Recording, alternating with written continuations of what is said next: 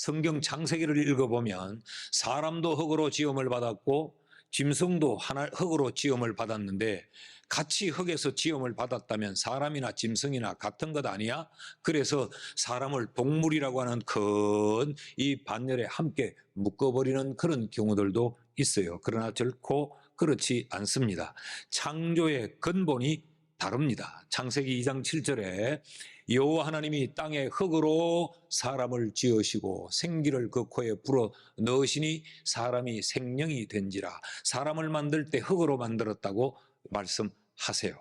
그리고 2장 19절을 말씀해 보면 여호와 하나님이 흙으로 각종 들짐승과 공중의 새를 만들었다라고 말을 해요. 사람을 만드실 때 사용된 이 흙이라고 하는 이 단어는 아파르라고 하는 단어를 사용하고 있습니다. 직역을 하면 티끌, 먼지 그런 의미입니다.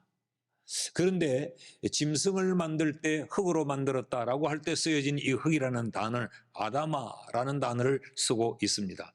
개간할 수 있는 땅, 응용하고 활용할 수 있는 그 땅을 땅에서 취하여 만들었다. 그렇게 표현하고 있지요. 그러니까 창조의 근본이 다른 것입니다. 뿐만 아니라 창세기 1장 27절 말씀을 보면 사람을 만드신 내용을 이렇게 기술하고 있어요. 하나님이 자기 형상 곧 하나님의 형상대로 사람을 창조하셨다라고 되어 있습니다. 하나님의 형상대로 사람을 만들어졌고 짐승은 하나님의 형상대로 만들어지지 않았습니다. 하나님의 형상대로 만들어졌다라고 하는 이 말 속에 담겨진 많은 의미가 있는데 가장 기본적인 의미는 하나님과 소통할 수 있는 영적 소통의 존재로 사람을 만들었다라는 의미입니다. 그래서 사람을 만들 때만이 독특한 그런 표현을 쓰고 있지 않습니까? 창세기 2장 7절 말씀을 다시 읽어보면 여호와 하나님이 땅의 흙으로 사람을 만드시고 생기를 그 코에 불어 넣으시니 사람이 생명이 된지라. 여기 생기를 넣다라고 하는 이 말은 하이네샤마라고 하는 말인데 살아있는 기운을 불어넣었다. 하나님만이 주실 수 있는 그 살아있는 기운을 사람에게 불어넣었다. 짐승과의 창조의 다른 면을 성경은 이렇게 부각시키고 있어요. 사람은 어떤 존재이냐? 영적으로 소통할 수 있는 영적 존재가 바로 사람이다. 그럼 사람이 이런 영적으로 소통할 수 있는 영적 소통의 존재로 지음을 받았다고 하면 우리는 영적 세계에 대하여서 분명한 이해가 필요합니다. 그래서 사람은 하나님에 대하여 알아야 합니다. 성경은 우리에게 영적인 세계에 대하여 이해하고 그 영적인 이 존재를 알고 살아야 되는 것이 바로 사람이다라고 일러주는 것이죠. 여러분, 하나님만 이해하는 것이 아니고 영적 세계에 대하여 이해해야 됩니다. 사탄도 우리가 이해해야 합니다. 마틴 로이드 존스 목사는 우리에게 이렇게 가르쳤습니다. 사탄은 아주 간계한데 사탄의 그 간계한 괴계는 자신이 존재하지 않는 것처럼 사람들을 믿게 한다. 이것이 사탄의 간교함이다 그랬어요. 사람들로 하여금 사탄이 존재하지 않는 것처럼 믿고 살도록, 더욱이 하나님의 백성들에겐 더 그러하다 그랬어요. 하나님의 백성들이 사탄의 존재를 인식하지 않고 그냥 살도록, 그래서 내 삶에 이 사탄이 무차별적으로 나를 공격하고 나를 향하여 내 삶을 정복해 들어오고 있음에도 우리는 사탄이다라고 하는 걸 의식하지 못하도록 그냥 사니까 이런 것이고 살면 이런 경우도 만나는 것이고 세상이 이런 것이니까 이렇게도 살고 저렇게도 살다고 지극히 보편적으로 생각하게 만들어버리고 만다 그랬습니다. 우리의 삶이 사탄에게 몰입되는 것은 금물입니다. 그래서 온통 마귀, 사탄, 그리고 늘 귀신, 그래서 귀신론에 집착해서 사는 그것도 대단히 위험하지만 사탄의 존재를 인식하지 않고 사는 것도 잘못입니다. 성경은 사탄의 실체를 분명히 우리에게 가르치고 있고 그 사탄의 이 활동에 대하여 우리에게 주의하라고 말하고 있기 때문에 그래요. 사탄의 존재를 우리가 분명히 인식하고 사탄의 실체를 우리가 알아야 우리가 사탄의 미혹에 넘어가고 실패하지 않고 이겨낼 수 있지 않겠습니까? 도대체 사탄은 어떤 실체인가? 그 첫째로 사탄은 영적 피조물입니다. 사탄은 영적인 존재이기도 하고 피조물이다. 다시 말하면 피조물이라는 말은 자생적으로 존재한 것이 아니라는 거죠. 계시록 20장 2절 말씀을 보시면요, 용을 잡으니 곧 옛 뱀이요 마귀요 사탄이라 잡아서 1000년 동안 결박하여 그랬어요. 그래서 성경에는 용을 사탄으로, 뱀을 사탄으로 그렇게 묘사하고 있는데 그 사탄은 옛 뱀이라 그랬어요. 오늘날 뱀이 사탄은 아니에요. 그 옛 뱀의 정체는 그럼 뭐냐? 구약 성경 창세기 3장에서 만날 수 있습니다. 3장 1절 말씀을 보시면요, 그런데 뱀은 여호와 하나님이 지으신 들짐승 중에 가장 간교하니라. 하나님이 지으신 들짐승 중에 하나였다. 그러니까 이 사탄은 피조물이라는 것이죠. 그러니까 하나님이 그 뱀에게 여기 들짐승 중에 가장 간교했다라는 말을 쓰죠. 그게 간교하다는 게 우리 어감상 참 좋지 않은데 가장 지혜로웠다, 그런 이야기. 그러니까 하나님이 그에게 준 그 지혜, 하나님이 다른 누구와도 비교할 수 없이 그에게 준 이 귀한 지혜의 선물을 옛 뱀은 하나님을 대적하고 사람을 미혹하는 아담과 하와를 미혹하여 넘어지게 하고 그 평화로운 하나님의 동산 에덴에서 아담과 하와가 비극의 주인공이 되게 만들어버리는 일에 그 지혜를 사용해버린 거죠. 이것이 사탄의 실체입니다. 자, 이런 피조물이에요. 동시에 사탄은 영물입니다. 그러니까 육을 가지는 우리가 눈에 보이지 않는 사탄의 실체를 망각하고 살기가 굉장히 쉽고, 그러기에 우리는 사탄을 두려워하면서 살기도 합니다. 자, 그럼 사탄이 악령이라면 사탄이 귀신인가? 아닙니다. 귀신은 사탄이 부리는 영, 사탄의 전령입니다. 그러니까 사탄은 귀신의 우두머리입니다. 귀신은 사탄의 이 하수인인 거죠. 또 이렇게 귀신에 대하여 이야기하고 이러면 그럼 귀신은 그럼 뭔가? 죽은 자의 영인가? 또 많은 경우에 그렇게 생각하는 분들이 많아요. 죽은 자의 그 영이 귀신이 되어서 구천을 떠돈다고 생각을 해요. 여러분, 이것은 사탄의 술책, 사탄의 속임수입니다. 그래서 우리를 미혹하기 위해 우리가 기억하고 우리가 알고 지내는 이런 삼촌도 불러오고 할머니도 불러오고 엄마도 불러와서 엄마가 이렇게 말한다. 그럼 엄마가 원하니까 그렇게 해야지. 그렇게 속이기 위한 술책이지 죽은 영이 귀신이 되는 것은 아닙니다. 그럼 타락한 천사가 마귀가 되는가? 베드로 후서 2장 4절을 보면 하나님이 범죄한 천사, 타락한 천사들을 용서하지 아니하시고 지옥에 던져 어두운 구덩이에 두어 심판 때까지 지키게 하셨으며, 타락한 천사를 하나님의 심판 때까지 어두움 가운데 묶어놓았어요. 하나님이 묶어놓았는데 지멋대로 나와서 활개를 치고 설칠 수 있나요? 아니라는 거죠. 유다서 1장 6절 말씀을 보십시오. 또 자기 지위를 지키지 아니하고 자기 처소를 떠난 천사, 하나님이 천사는 천사의 지위를 줬고 역할을 줬죠. 그런데 교만하여 식은방을 떨면서 자기의 위치와 자기의 처소를 망각한 것을 바로 타락이라고 이야기합니다. 그들을 하나님은 용서하지 아니하고 심판까지 영원한 결박으로 흑암에 가두어 버렸다. 마지막 날까지 하나님이 용서하지 않고 가두어 놓은 거죠. 자, 사탄은 영적인 피조물입니다. 그렇다고 하면 여기에 대단한 가르침이 있습니다. 피조물이므로 비록 영물일지라도 그는 하나님의 통제하에 있습니다.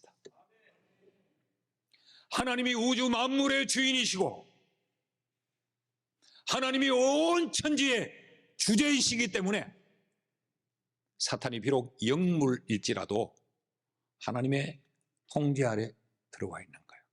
여러분, 그러므로 사탄은 두려움의 대상일 수 없고 하나님의 통제하에 있기 때문에 하나님 안에 있는 우리는 귀신을, 사탄을 이길 수 있습니다. 둘째로, 사탄은 어떤 존재인가? 영적 피조물인데 사탄은 우리의 원수입니다. 사탄이라는 이 말은 속이는 자, 참소자, 고발자, 살인자, 거짓의 아비, 온갖 비열하고 더럽고 부정적인 의미는 이 사탄이라는 말이 다 가지고 있는 거예요. 9절 말씀을 보시면 오늘 본문에 사탄이 이렇게 이야기합니다. 여호와께 대답하여 이르되 욥이 어찌 까닭 없이 하나님을 경외하리까? 욥을 비난하고 있습니다. 이 말이 왜 나왔느냐면 그 앞절 8절 말씀에서 하나님이 욥을 극찬했기 때문에 그래요. 여호와께서 사탄에게 이르시되 네가 내 종 욥을 주의하여 보았느냐? 그와 같이 온전하고 정직하여 하나님을 경외하며 악에서 떠난 자는 세상에 없느니라. 엄청난 칭찬을 하나님이 하고 있어요. 하나님께 욥을 참소하고 비난하죠. 이게 사탄이 하는 일입니다. 사탄은 하나님의 백성들이 하나님으로부터 칭찬받는 일을, 하나님의 백성이 하나님께 영광을 돌리는 일을 눈뜨고 못 보는 거죠.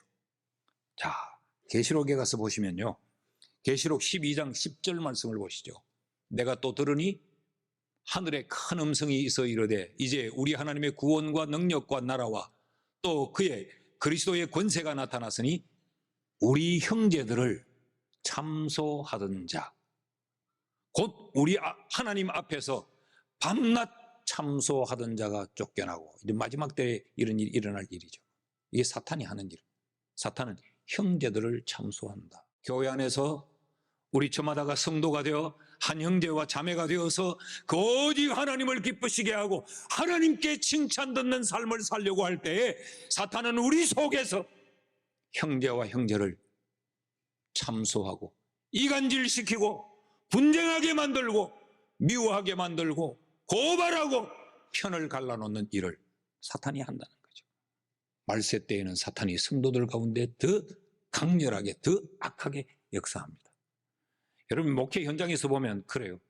이 악해지면 사람이 이렇게 악의 도구가 되면요, 설교도 귀에 들어오지 않습니다. 설교를 들으면서도 더 악한 생각을 합니다. 교회 생활을 하면서도 더 악독한 계획을 세웁니다. 역대상 21장 1절 말씀을 보시면요, 사탄이 일어나 이스라엘을 대적하고, 이스라엘은 뭐예요? 하나님의 백성들의 공동체입니다. 사탄은 개인만 공략하는 게 아니고 사탄은 공동체도 공략합니다. 하나님의 뜻보다 인간의 생각이 판을 치도록, 하나님의 뜻보다 사람의 욕망이 그 공동체를 움직이도록, 그러니까 이게 사탄이에요. 교활하고 속이고 미혹하고 교사하고, 이게 사탄이라는 거예요. 얼마나 무서워요. 그러므로 사탄은 우리의 원수이지 우리가 가까이 할 우리의 친구가 아닙니다. 사탄은 하나님을 믿는 성도들을 공격하고, 사탄은 하나님의 일을 방해하고, 사탄은 유대인 공동체를 선동해서 예수를 십자가에 못 박게 하고 예수 그리스도의 제자들까지 미혹하고, 이게 사탄이 하는 일이라는 거죠. 자, 오늘 본문 10절과 11절 말씀을 보시면요, 주께서, 사탄이 하는 말입니다. 하나님께 그의 집과 그의 모든 소유물을 울타리로 두르심 때문 아닙니까? 이 말은 하나님이 은혜로 욥을 다 지켜주고 그러니까 욥이 저렇게 하나님 잘 믿는 거 아닙니까? 주께서 그의 손으로 하는 바를 복되게 하사 그의 소유물이 땅에 넘치게 하셨음이니이다. 하나님이 욥에게 복을 주고 부욕케 하고 번성케 하니까 욥이 저렇게 하나님을 잘 믿는 것 아닙니까? 지금 이 이야기죠. 그러면서 하는 말을 보십시오. 이제 주의 손을 펴서 그의 모든 소유물을 치소서. 그리하시면 틀림없이 주를 향하여 욕하지 아니하겠나이까. 사탄이 지금 뭐라고 말합니까? 하나님이여, 욥에게 베푸시는 하나님의 은혜와 하나님의 축복을 멈추십시오. 사탄은 우리가 하나님으로부터 은혜와 복을 받아 누리며 사는 것을 이렇게 시기합니다. 하나님의 교회가 하나님의 복을 받아 부흥하고 하나님의 그 은혜로 평안 가운데 지나는 것을 사탄은 그렇게 싫어하는 거죠. 그러면서 확신 있게 말하죠. 틀림없이 욥은 하나님을 욕할 겁니다. 이게 사탄의 무기입니다. 틀림없다, 확실하다, 뻔하다, 미혹을 하면서 속이면서도 상대를 확신을 가질 수 있도록 말하는 거예요. 그래서 우리가 속는 겁니다.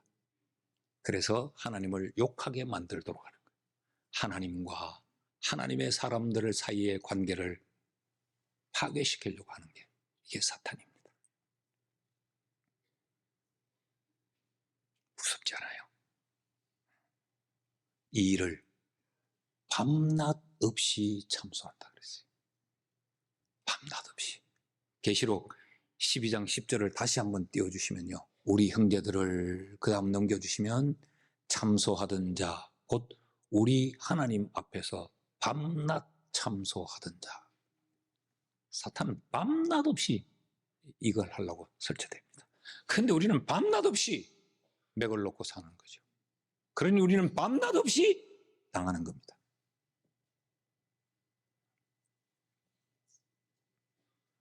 어떻게 우리를 공격할까? 사탄이 어떻게 공격할까? 크게 두 가지만 한번 기억을 시켜드리죠.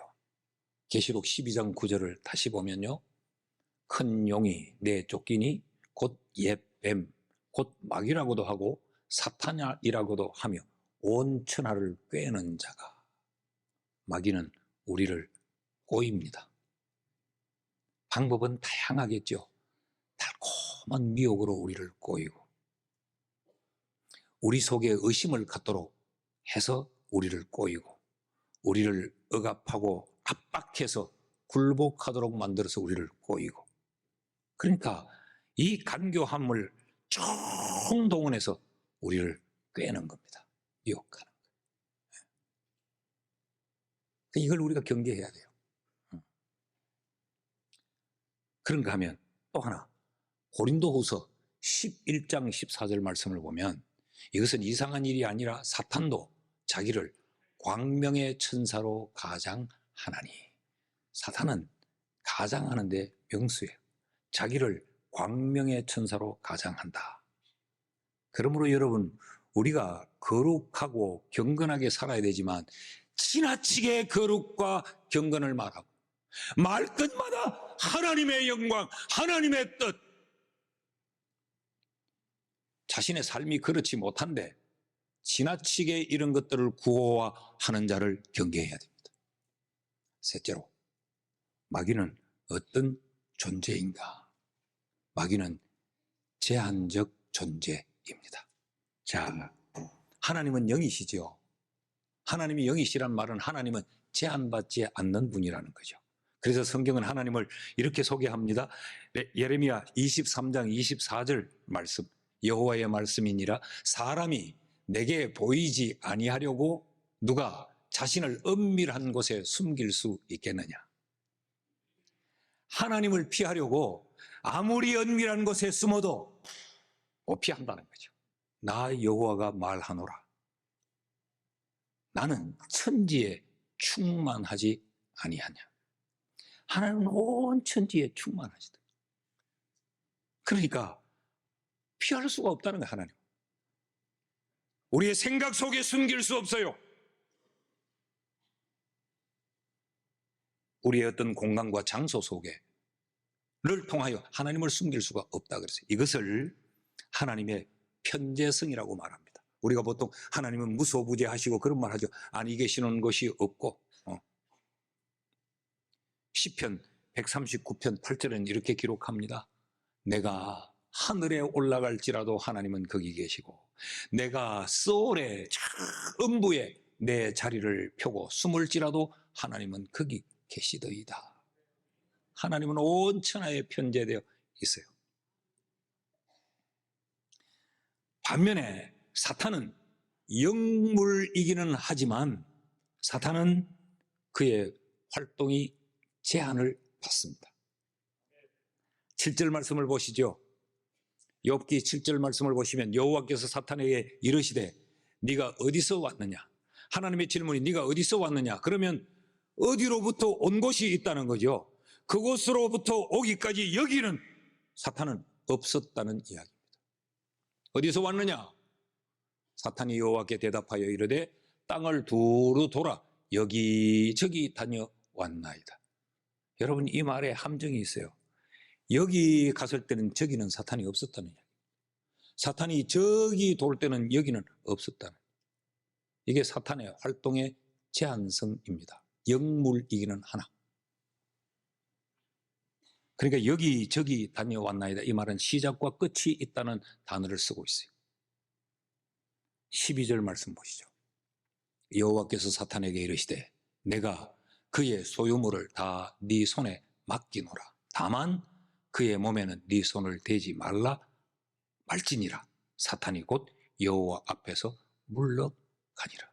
사탄이 여호와 앞에서 물러가면 여호와 앞에는 사탄이 없는 거예요. 그러니까 이렇게 사탄은 이렇게 제한적인 존재라.